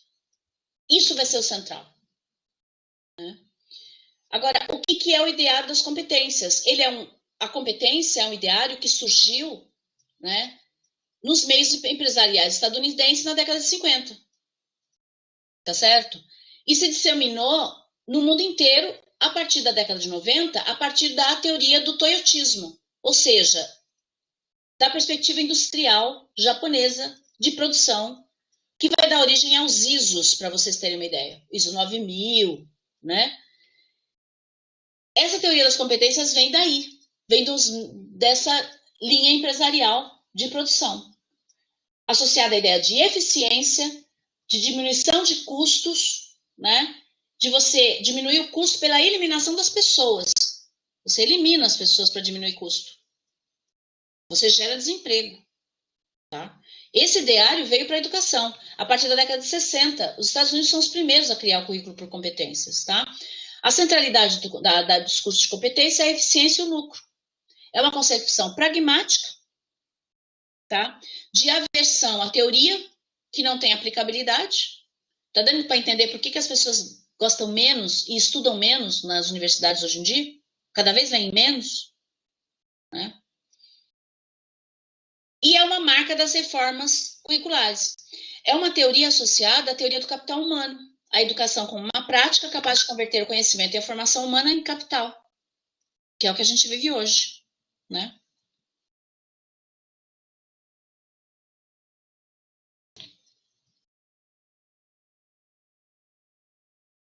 Vocês estão conseguindo ver? Exatamente. É exatamente essa ideia, viu, Janaína? E quem que falou mais ali? Peraí, eu perdi. E Dani, que vocês estão falando, né? Os conteúdos, exatamente, estuda passado, presente como sempre, né? Eles querem mão de obra barata e de preferência passiva, tá? Por isso que esse governo entrou com a sola toda, deu o golpe em 2017, tirou a base do ensino médio, que estava muito revolucionária, entendeu, em termos de proposta, e na verdade não estava tanto assim, mas do ponto de vista deles estava, porque estava subordinando a ideia de competência, eles não queriam isso, eles queriam competência em primeiro lugar, porque eles querem mão de obra direto para a indústria automatizada, tá? Autonomizada, né? Autonomizada, fugiu, que é com robô, tá certo? Então você vai produzir muito desemprego, você vai selecionar pessoas capazes a partir do ensino médio já, para levar para o ensino superior, e para essas pessoas serem os grandes chefes que vão liderar esse processo todo, tá? Então, está em jogo aí um processo, né,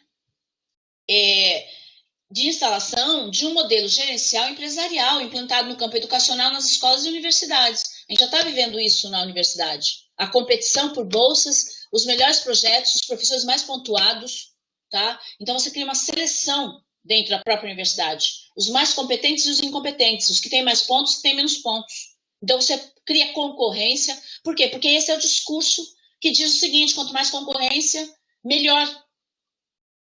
né? Melhor para quem, né? Melhor para quem? Né? Então, o modelo gerencial tende a provocar individualismo e competitividade nas relações de trabalho. Então, veja, a competência é o que põe esse germe lá dentro do currículo. E as competências estão desde a educação infantil até o ensino médio. E vão vir para a universidade também, viu? Porque esse modelo vai mudar os PPCs da universidade a partir do ano que vem. Né? E esse é o modelo, gente, que está, enfim, fincado, né? Nas reformas, tá? Que estão sendo implantadas desde a década de 90 no Brasil, na América Latina, na Europa e nos Estados Unidos. O PCN já é um fruto desse processo de reforma. Ele tem semelhanças muito grandes com a BNCC. A diferença é que o PCN era muito inteligente, tinha muito conteúdo, era denso, era bem construído. Perto da Base Nacional Comum Curricular, ele é como se fosse assim a Barça. A base é como se fosse um folheto, porque ela é muito esvaziada de conteúdo e de fundamento. É muito fraca, é muito ruim. Né? É um documento muito fraco. Né? Então, essas reformas da educação, elas surgem dentro do discurso de melhoria da qualidade da educação, combatendo a ineficiência do sistema público. Porque a pretensão é criar terreno para privatizar tudo. E aí, Janaína, trazendo, né, esses documentos, eles estão alinhados, é a palavra, né, com os documentos das conferências internacionais da Unesco. A Unesco, que é um dos principais braços de divulgação desse ideário das competências, e a Unesco, que é financiada pelo Banco Mundial, que é um dos principais financiadores das reformas nos países.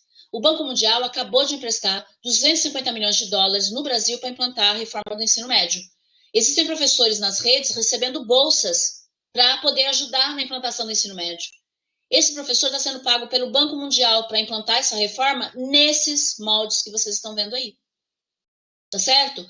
Uma reforma que diz que vai mudar, que faz todo um discurso de que vai mudar, mas que na prática não está mudando nada. Só está instalando uma estrutura dentro do sistema público para poder privatizar o sistema. Vocês estão entendendo isso?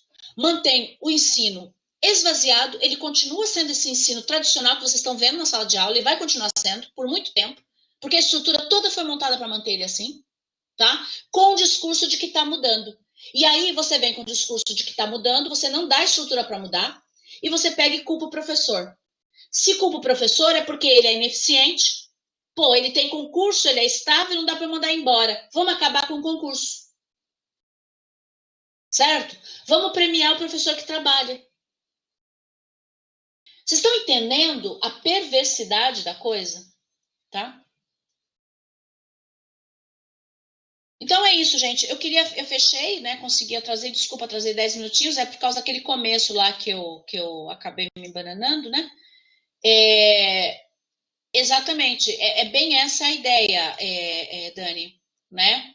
Quem paga manda, certo? É a nossa realidade, tá?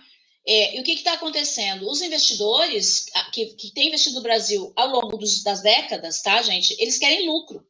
Então, eles não querem saber. Eles viraram uma certa hora e falaram: chega, nós não queremos lucro. Não. Esse negócio de direitos aí, beleza, direitos, para não ter muita concentração de renda, porque senão, muita concentração de renda, uma boa parte da população não consome. Isso não interessa para os capitalistas.